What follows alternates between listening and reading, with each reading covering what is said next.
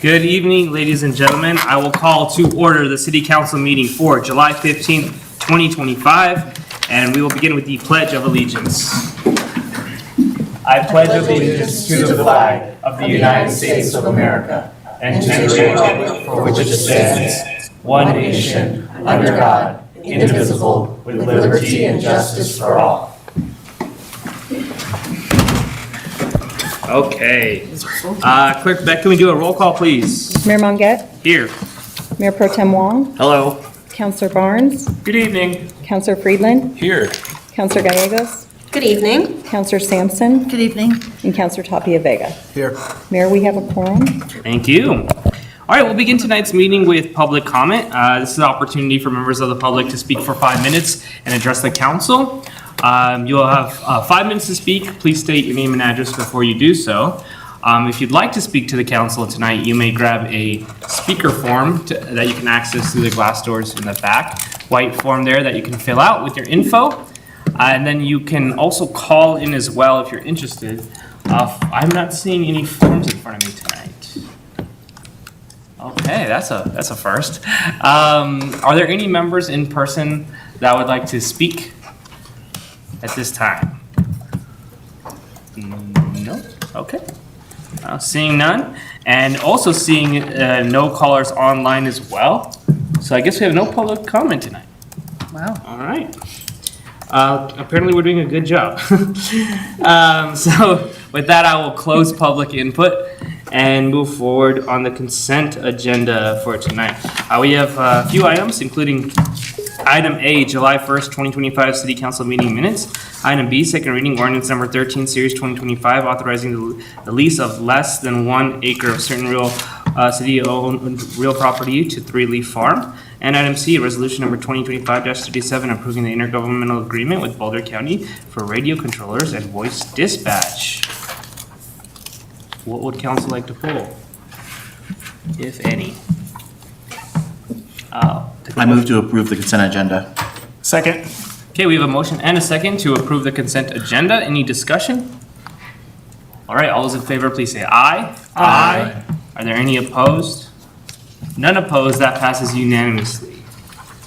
Okay. On to regular business. We have item D.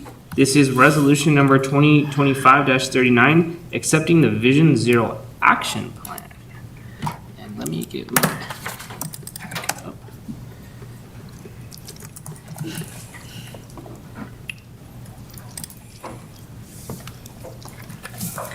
Good evening, mayors and members of council. We're here tonight to talk about the final presentation on the Vision Zero Action Plan. I'm here tonight with Director Jeff Arthur of Public Works and obviously, sorry about that. Tonight it's a relatively brief presentation. We'll go over the project timeline, discuss the plan recommendations, and then have a section for questions and motion language. The project timeline, we started in Q2 of 2024, and we started off with the data analysis and our first public outreach, which was online only. And then we came to council in October of last year. And then after that, we had strategy identification and project creation, and we went out to the public again. And then came to council after that. And then this last time, after we finalized the project prioritization through the public and council, we prioritized all the project and came out with our draft action plan, which was put out to the public and brought to council. And we're here tonight for adoption. To briefly cover the plan recommendations, we have sort of a threefold approach. We have our the DRCOG High Injury Network, which is what we're working on with our community partners. These are roadways that we could not take action on our own. And then the High Injury and the High Risk Network were put together with the intention of this is where we can focus Lafayette dollars and resources. And then there's a combination of streets and intersections on that. So that we have that full picture of what efforts we'll be prioritizing. And then we prioritized all the segments in the city The top 10 that came out are listed on here tonight. And then we picked three segments to move forward on. 2 on South Boulder Road, and then North Public Road from Baseline to South Boulder Road. And then the strategies, these are meant to be, so while those are projects, these are things that we can be working on with maintenance efforts, ongoing efforts. So there are infrastructure strategies on the left and non-infrastructure strategies on the right. The ones that have the highest benefit with the lowest, the easiest to implement are here. And there's 3 that are based on signal timing and infrastructure. One that is primarily for vehicles and the other 2 are all modes. And then crosswalk visibility enhancements is the last one. And then the non-infrastructure focused primarily on education, outreach, and standards. So our near-term priorities, first of all, our biggest priority is to get a crash database set up so that we can have up-to-date crashes rather than looking to CDOT for these large-scale projects. And then we also have the ability to look citywide at specific strategies and where they could go in, things like left turn protections, and where we might have specific pedestrian issues. And then the third tier on that would be policies, procedures, and standard operating procedures for the next set of strategies moving forward. And then implementation is sort of that threefold. So we have some funded safety initiatives that we went over last time, seeking out funding on those next high priority segments, and then opportunistic implementation with our ongoing efforts. And that is it. I have a motion ready for you, but are there any questions prior to getting to that? Thank you so much. Are there questions from council? Councilor Barnes. Thank you, Mayor. There was, in the Visa app, there is a description, a map of equity, how that applies in our city in the index. It's the index of that. I was wondering with that index, that not all the streets are identified, but the streets that are identified on that map and then ranked on the index, are those streets where we have the specific populations that we're talking about, or how those streets got picked out, I guess, is my question. So I do not remember the full list of all the specific layers that we used, but we used sort of a combination of all the different equity layers that we could possibly come up with. And that was sort of to set us up so that for future grants, we can cater whatever application that we're using to the specific equity map that we're using. So for example, the CDPHE disadvantaged communities layer was one of those. So any roadway that was within that boundary or adjacent to that boundary would get points for that layer. Is that? Yeah, that helps. That totally helps. So that was one question I had, if I may. Yeah. Okay. I also was wondering if I can get my notes up. Sorry about that.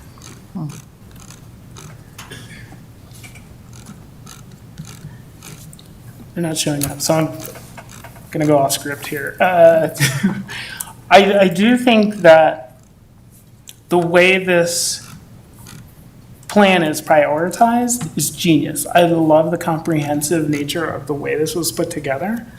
And seeing it from the beginning to this presentation, I think is remarkable.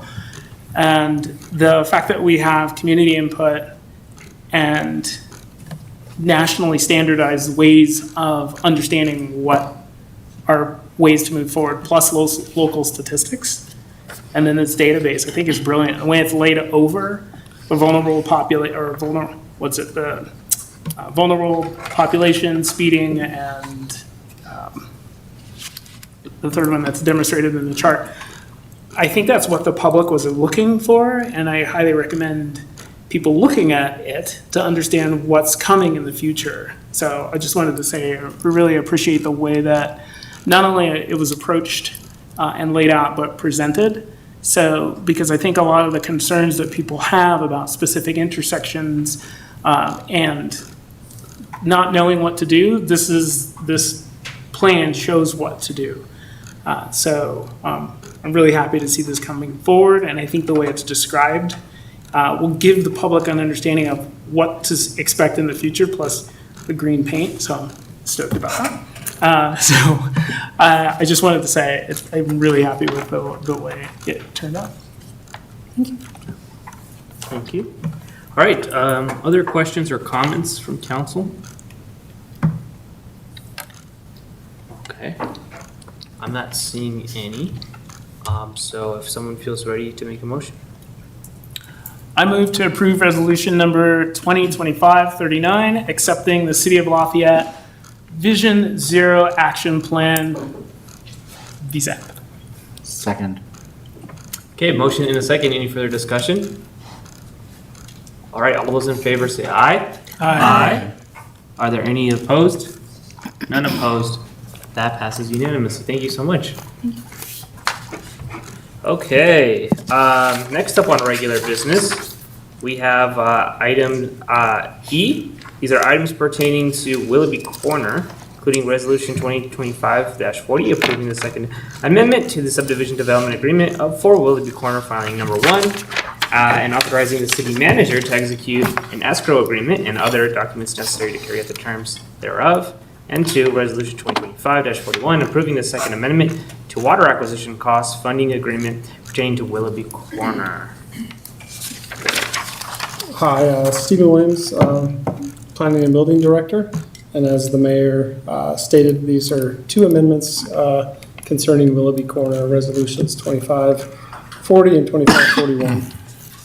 So tonight's meeting is set up for staff to kind of just outline the request. The applicant is here if you have any questions for them. And then we'll turn it over to council questions and discussion and motions. So there's 2 motions because we have 2 different amendments that we're asking for changes to tonight. The first request, so there's 2 different amendments, as I said, both date down back to 2023. The first concerns the subdivision development agreement, the SDA, and those changes are associated with phase 1 of development. The second amendment request is related to the water acquisition funding agreement, and those changes relate to phase 2 of the development. So phase 1 is nearly complete, and phase 2 is now scheduled to start construction probably on the 2027 horizon. So phase 1 changes, there are 2 associated with this one. The first is to extend the deadline for completing the phase 1 public improvements out until October of 2025. The second is to allow for a third-party escrow agent to hold a cash guarantee. The original SDA only contemplated either cash in lieu or a letter of credit, so this is just a change to allow for this additional financial surety. And then for the water agreement, there are 3 changes proposed. Again, this is related to phase 2 of Willoughby. The first is extending out the period which they were supposed to start construction. That was supposed to happen at the end of this month or early next month, and we're extending that out by 2.5 years to December of 2027. And then a commensurate kind of corresponding extension to when they would complete construction, which was originally scheduled for August 2027, and that's getting pushed out to December 31st of 2029. And then the last of these requests relates to how they deliver the units for phase 2. And so there's a tweak that has happened at the LIHTC level, and that's what's motivating this change. So instead of having all of the units be constructed at or below 60%, they're asking for this update so that they can have those units average 60%. That would allow them to have a range. In their letter, they kind of clarify that they're anticipating somewhere between 30% AMI and 80% AMI. So it's a broader range rather than them all being right around 60. This doesn't affect the first phase of development, which all 192 of those units were delivered at the original restriction, which is the at or below 60% AMI. That's the summary of their requests. Do you have any questions for me or for them? All right, yeah, thank you so much. Questions from council or comments from council? Counselor Sampson? I was just going to say, can you remind us on the phase one, what specifically still needs to be done?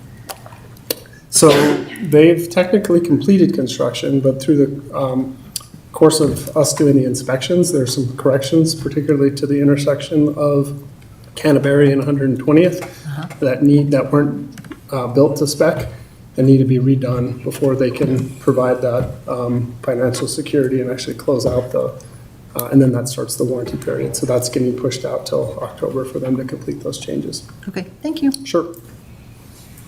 Counselor Friedland? So I can understand the need to push back the start of construction date. 2.5 years seems like a long time. Why are we asking for 2.5 years instead of a year, or, I don't know.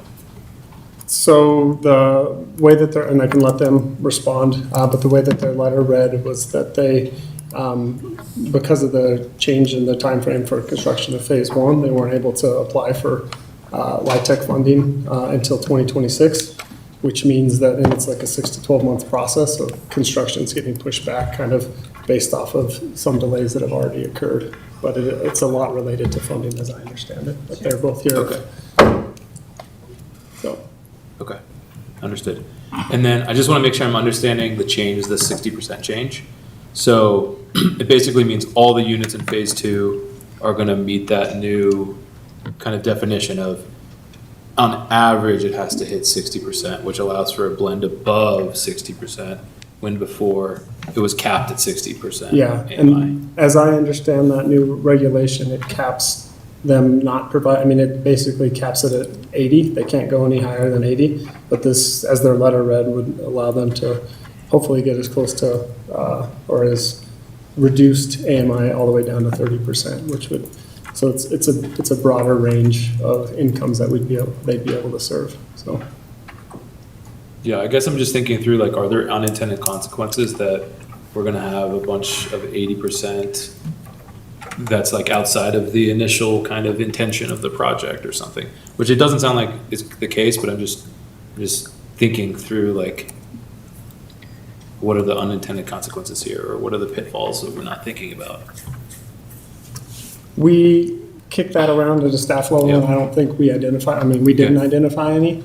And it's, yeah, but if you're concerned about it, or if you were aiming for something different, No, I appreciate your recommendation and perspective on it, so I trust that you guys thought through it and made sure that it was in the yeah, best we were, interest of I the mean, project. primarily concerned about whether or not any of the funding sources would be Yeah. impacted, and that's really BCHA's Sure. role, but they provided some, and I'll let them, if you want to get up and respond. Would you please introduce yourself? Yes. For the record, thank you so much. Alex Gano, Colorado Attorney Registration Number 51325, and I represent the Boulder County Housing Authority on the Willoughby Corner project. On the schedule piece, that relates mostly to the CHAFA application cycle, so we're going to pursue kind of the same funding structure that we did for phase one, which is going to be a combination of a 9% deal and a 4% deal. So we plan to apply, the LOIs are due in December for next year, and then our first application is due in February. And if we get that award for the 9%, then we will get a 4% award come August, and that would put us, so that's in 2026, that would put us closing in April, May of 27. So like that, it's that funding cycle that kind of necessitates the 2.5 year completion extension and the start of construction extension. And then on the income averaging piece, so yeah, in the 2018 consolidated Congress budget, they introduced this concept of what they call income averaging. So before, for LIHTC, all units had to be 60% AMI or below.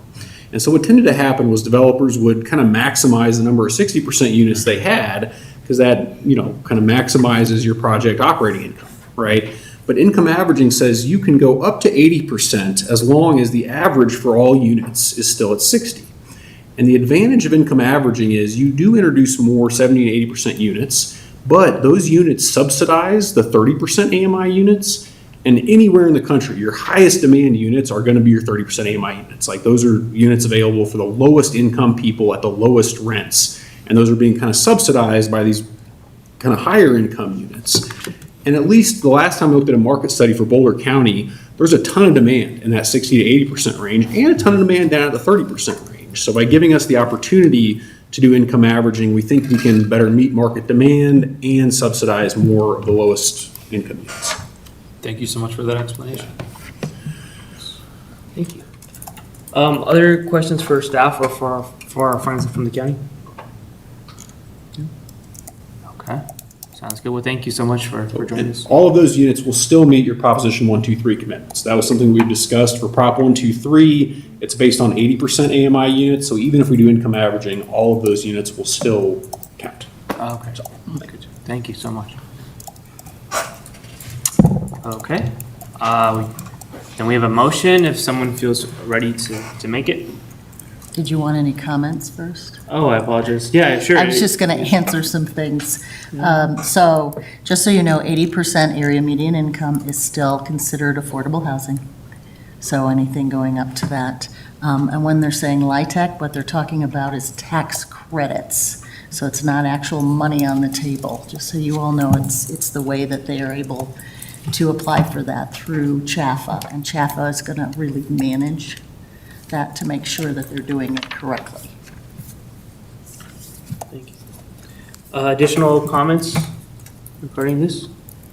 Okay, thank you. Would someone like to make a motion?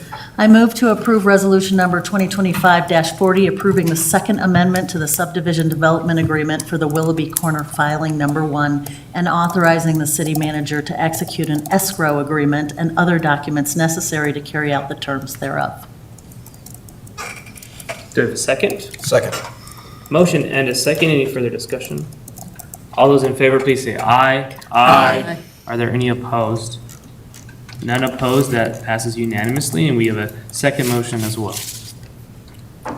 So I move to approve resolution number 2025-41, approving the second amendment to the water acquisition costs funding agreement pertaining to Willoughby Corner.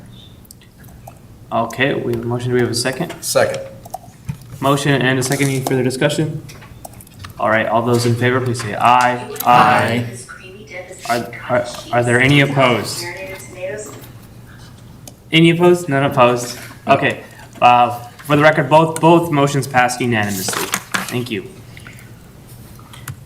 All right.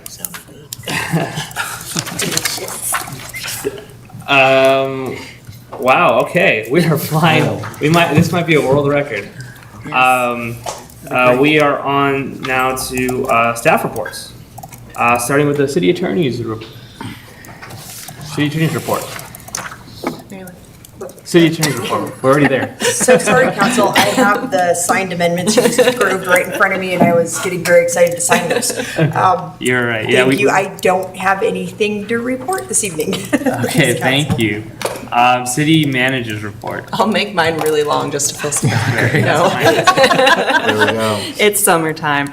So a few items to report tonight. Really excited to report that upper left picture, while it looks just like a slab of concrete, is actually the work being done at 120th Street Bridge currently. And so we are rolling through that. I'm very impressed with the contractors and our team for managing this project. So the old bridge deck was entirely removed last week, and they're beginning to tie, and I believe are almost done today with the rebarb, which is kind of that steel cage that's going to go on top of it, and then hope to do the new concrete as early as the end of this week. And then, kind of depending on weather, the hearing time for it will be dependent, but we anticipate that this will be a few more weeks, but certainly on schedule as of now, and appreciate the public's detouring that they've been doing for the past week or so, but it is definitely moving along as expected, if not better.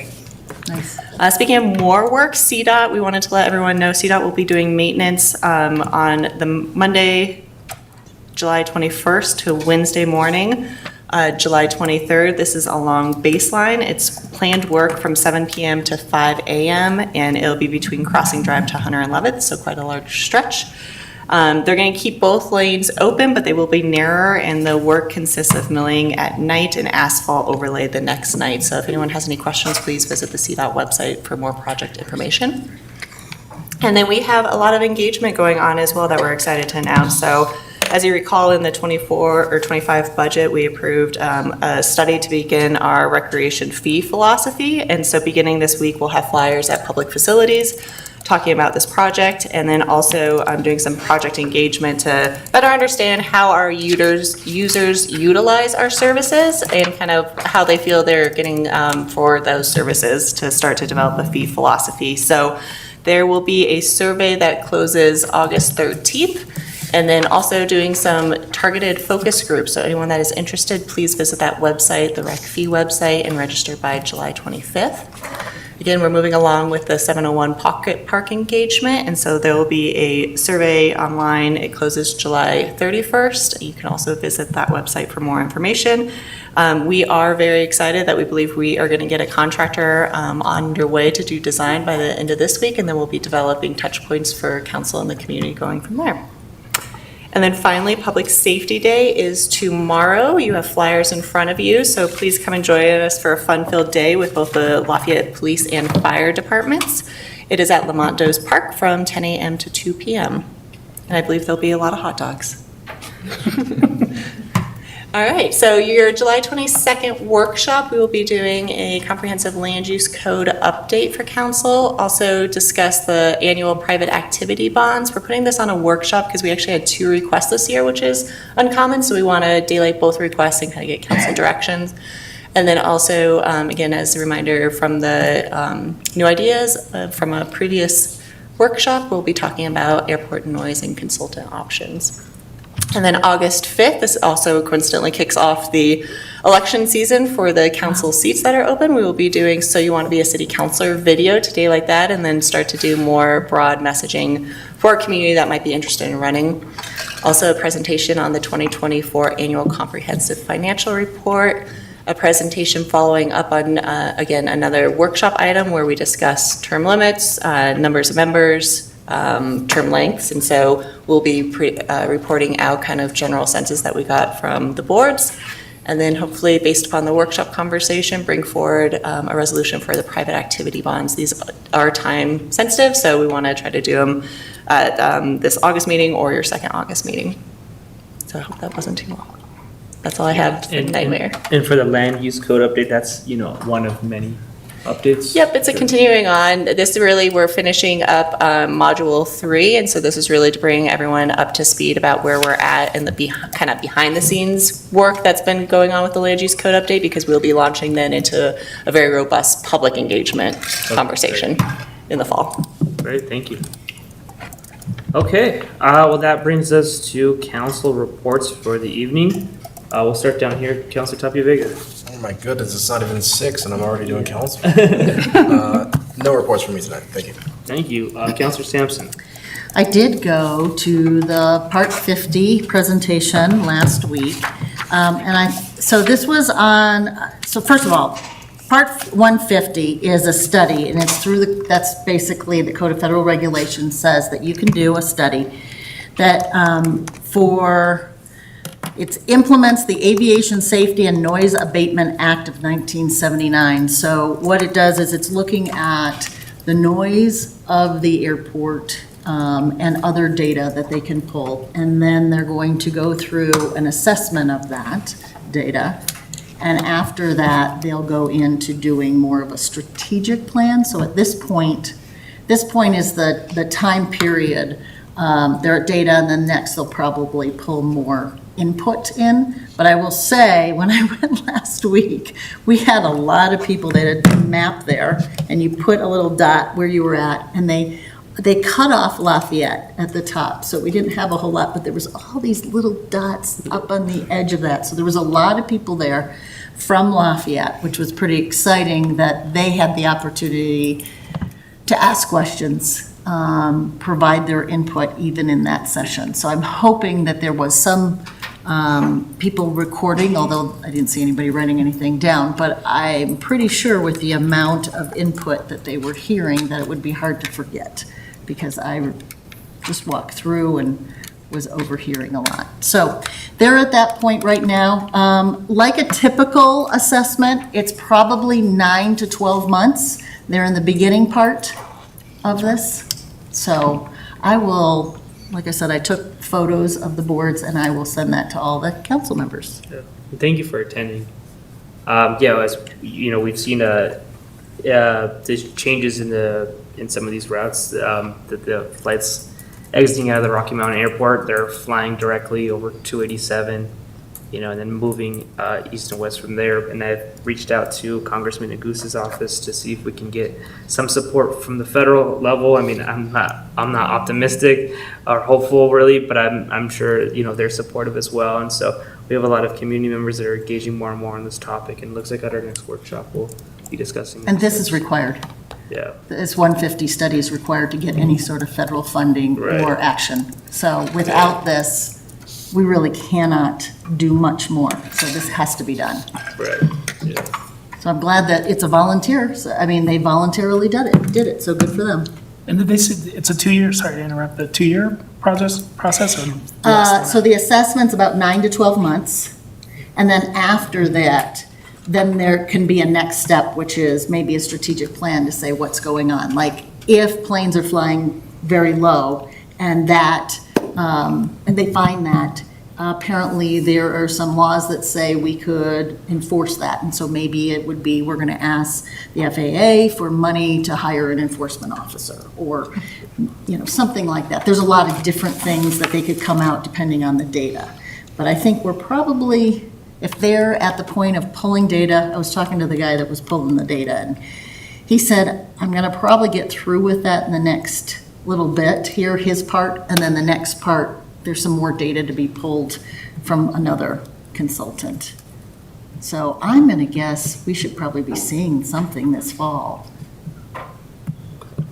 Thank you for being there. Many of the counselors have We're busy. getting part of this process, so. Yeah. Great. Thank you. All right, Councilor Gallegos. So applications for the Lafayette Youth Advisory Board close on July 31st. And just a reminder, we're looking for Lafayette 6th through 12th graders to come and join us and serve a 1-year term.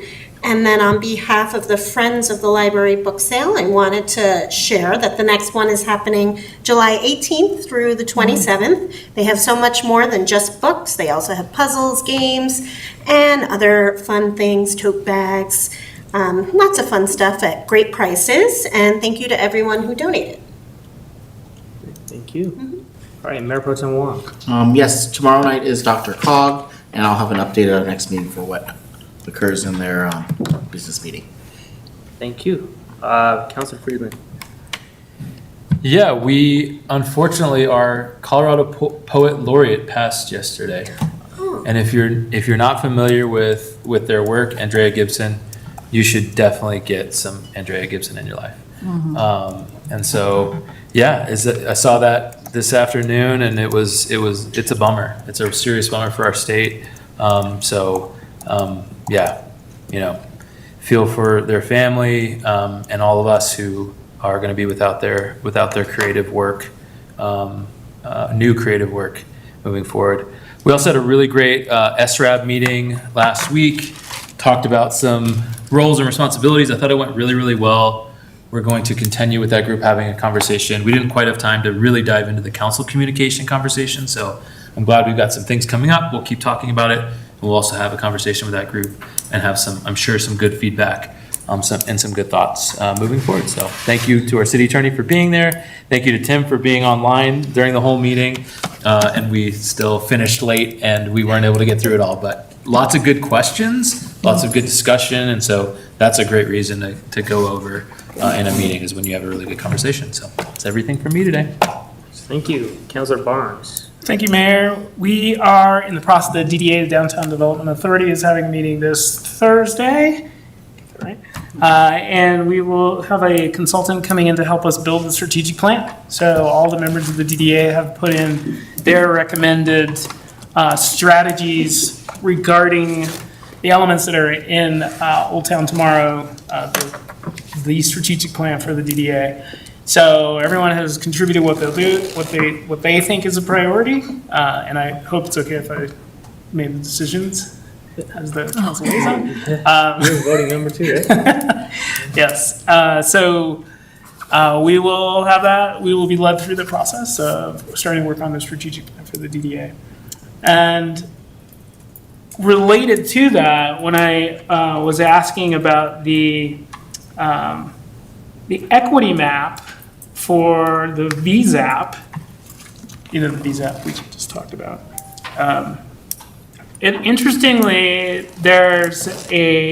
when you look at it, there's a lot of equity issues that are related to the DDA area. So I'm happy that all of these data are coming available so that we can consider, and that is part of what the DDA is interested in. We want to make sure that we don't just, we take into consideration who's in that area and, what they would need. So a lot of bits and pieces are coming together. Happy to see that. And the other thing I want to mention is the Senior Advisory Board. I wasn't able to make it to their meeting, but did made sure that their city liaison was going to lead them through the discussion about term limits and term lengths. So they haven't provided feedback yet, but they should be prepared when we ask for their feedback on that. And I did have a question from someone who doesn't live in Lafayette but lives in next door in Louisville, and was wondering about the 15-mile-per-hour speed limits on our trails. Are we posting that? I don't know if that is something we plan on doing. Okay. So, I didn't know that anyone would speak out of turn. Okay. And they were just wondering, because Louisville's doing that, tracking it right now, and they'll be doing enforcement for that. So I was just sharing with us that they're working on that as well. And that's all I have. That's it for me. Yeah, lots of speeding going on those e-bikes now. E-bikes, yeah. I feel like everywhere I turn, someone has one, including myself. But it's important to be careful because, as people, as we recreate, as we use those trails, I've personally seen kids just zooming right by, flying, and following the rules of the road, learning the rules of the road, and understanding to be cautious because they can be very dangerous. Thank you for that. And for me, I just spent a week with our communications department filming some videos for the bond measures or the possibility of those bond measures, and so hopefully we'll get some information out to the public so they're aware. But I think that those discussions are going to continue here with council as we look at language and figuring out exactly how those are going to might possibly read. But want to make sure that we're informing the public on those decisions later this fall. I wanted to, there's something else I needed to address. But it looks like, unfortunately Art Night Out, we had a great time. Councilor Sampson, Councilor Friedland, and I were there, and then it started raining, dumping hard and hailing, and then we thought it was gonna stop and it didn't. And then so unfortunately had to shut down, but chat with council, unfortunately had to end early, but we are still always available to chat and speak with members of the public. So if you have questions, please reach out to us directly. We do also have an executive session tonight that we need to get to. So I'm going to go ahead and read us in. And so I move to adjourn to executive session pursuant to sections 24-6-4024A and 24-6-4024E1 of the Colorado Revised Statutes to consider the potential acquisition of a parcel or parcels of real property located at North Public Road in Old Town Lafayette, Colorado, to determine positions relative to matters that may be subject to negotiations, developing strategy for negotiations, and instructing negotiators regarding the potential acquisition of such property. Do I have a second? Second. Motion and a second. Any further discussion? All those in favor, please say aye. Aye. Are there any opposed? None opposed. That passes unanimously. The city council will adjourn to executive sessions and will not return to an open meeting. The time is now 6:10 p.m. Wow. That's gotta be.